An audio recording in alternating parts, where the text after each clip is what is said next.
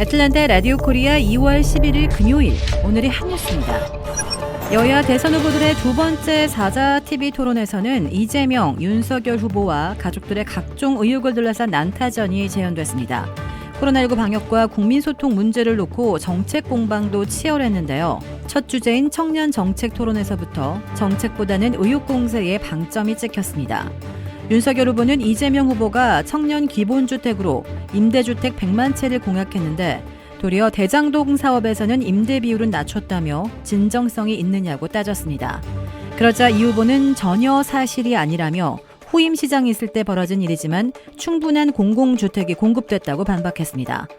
이어 오히려 대장동 사건으로 박영수 특검, 곽상도 전 의원 자녀는 돈을 받고 윤 후보 아버지는 집을 팔았다며 공익을 환수한 자신이 아니라 배임과 부정부패를 설계한 국민의힘이 답해야 한다고 대받았습니다. 지난번 첫 토론에서 등장하지 않았던 후보들의 배우자 문제도 도마 위에 올랐는데요. 이 후보는 먼저 김건희 씨의 도이치모터스 주가 조작 의혹과 관련해 윤 후보의 말과 달리 김 씨가 수십억 원, 수십 차례 해당 주식을 거래했다는 의혹이 있다고 지적했고, 심상정 후보는 주식 양도세를 없애 주가를 부양하겠다는 분이 자본시장 중대범죄 의혹에 떳떳하지 못하면 그거야말로 양두구육이라며 문제가 없다면 거래 내역을 공개하라고 요구했습니다.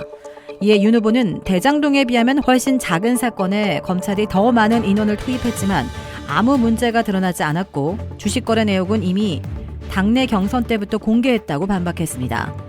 이재명 후보 배우자 김혜경 씨의 과잉 의전 논란도 도마 위에 올랐습니다. 심상정 후보는 단순히 배우자의 문제가 아니라 부인에게 비서실을 만들어준 이재명 후보 본인의 리스크라고 꼬집었습니다.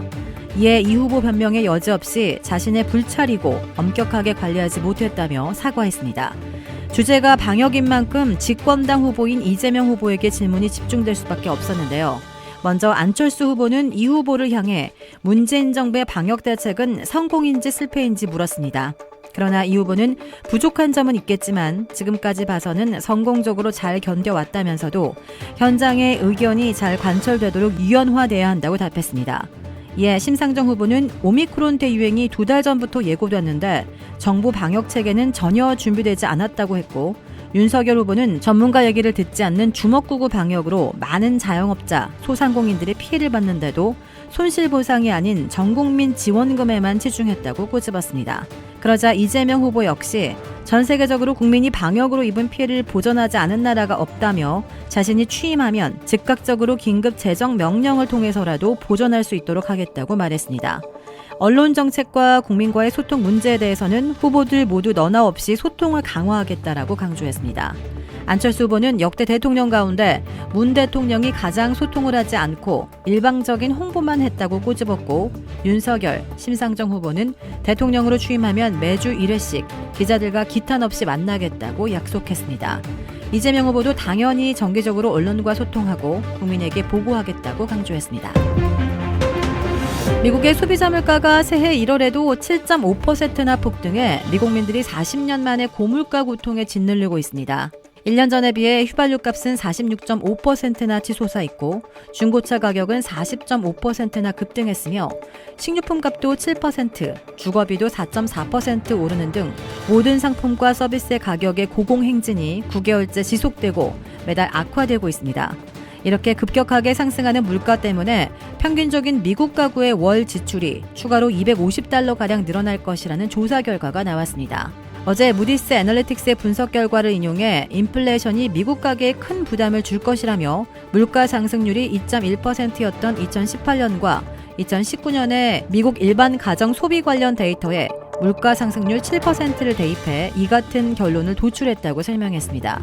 이어 매달 $250는 가계에 상당한 큰 부담이 될 것이라며 많은 사람이 인플레이션 때문에 고통을 겪고 있다고 지적했습니다. 인종별로는 히스패닉 가구가 느끼는 물가 상승률이 7.1%로 다른 인종보다 높았습니다. 주택 구매뿐만 아니라 커머셜, 웨어하우스, 비즈니스 건물까지 부동산계의 큰손 이주환 부동산. 크레딧 카드 빚 최대 80%까지 탕감. 크레딧은 지켜드리고 빚은 줄여드리는 O3 컨설팅이 오늘의 한 뉴스를 후원합니다. 이상 애틀랜타 라디오 코리아 2월 11일 금요일 오늘의 한 뉴스의 고지선이었습니다.